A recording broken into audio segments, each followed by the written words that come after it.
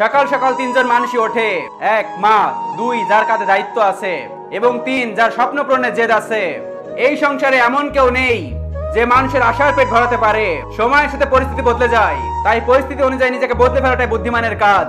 যে কথা তুমি গোপন রাখতে পারোনি, সে কথা অন্য কেউ প্রকাশ করে দিলে তাকে তুমি দায়ী করতে পারো না। অসৎ ব্যক্তির মিষ্টি কথা জীবনে অসুখ হয়ে দাঁড়ায়, আর সৎ ব্যক্তির কড়া কথা ঔষধের মতো কাজ করে। কর্মেই মানুষের পরিচয়, পোশাকে নয়।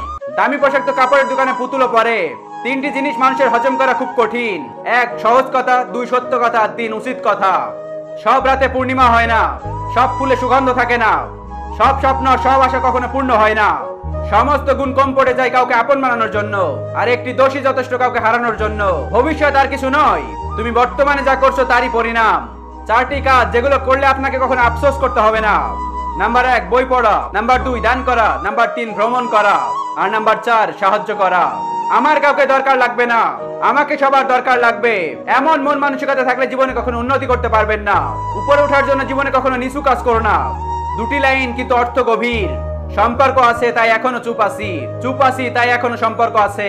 নারী যদি সংসার করতে চায় তাহলে সে কুড়ে ঘরেও হাসি মুখে জীবন কাটিয়ে দিতে পারে, আর নারী যদি সংসার করতে না চায় তাহলে সে রাজপ্রাসাদে লাথি মেরে চলে আসে। আপনি চাইলেও আপনার প্রতি লোকের ধারণা বদলাতে পারবেন না, তাই নিজের মতো করে জীবন কাটান। কথা বলা ভালো, কিন্তু কোথায় কি কথা বলতে হয় আর কোথায় চুপ থাকতে হয় সেটা অনেকে জানে না। তোমাকে সবাই পছন্দ করবে এটা ভাবা ছেড়ে দাও, কারণ তুমি নিজেও সবাইকে পছন্দ করো না। বেঁচে থাকতে কেমন করে বেঁচে আছো তা কেউ জানতে চাইবে না, কিন্তু মারা গেলে কেমন করে মারা গেল সেটা সবাই জানতে চাইবে। ভাতের জোগাড় করতে গিয়ে নষ্ট সারা বেলা, পথের দুলায় হারিয়ে গেল স্বাদের ছেলেবেলা। পরিস্থিতি মানুষকে বিক্রি করে দেয় সময়ের কাছে বাস্তবতার দামে। পাঁচটা কথা সবসময় গোপন রাখুন। আপনার ভবিষ্যৎ পরিকল্পনা কখনোই আপনি কাউকে বলবেন না।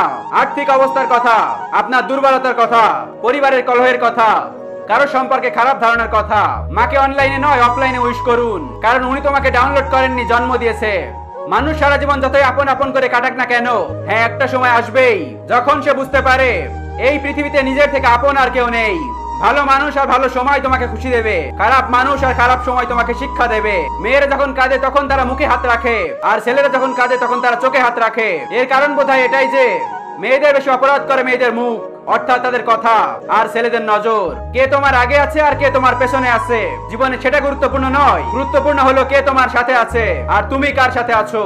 সুন্দর শরীর অথবা মিষ্টি কথা শুনে কার ভিতরে কি আছে সেটা বোঝা যায় না। ময়ূরকেই দেখো না, তাকে দেখে কে বলবে যে সে সাপ খায়? তিনটি জিনিস তোমার মধ্যে থাকলে তোমার পতন নিশ্চিত। 1, হিংসা। 2, অহংকার। 3, মিথ্যা কথা। ভালো মানুষগুলো সবাইকে বিশ্বাস করে ঠকে, আর খারাপ মানুষগুলো সবাইকে অবিশ্বাস করে ঠকে। কথা দিয়ে কথা রাখার চেষ্টা করুন, না হলে আপনার উপর থেকে মানুষের বিশ্বাস উঠে যাবে।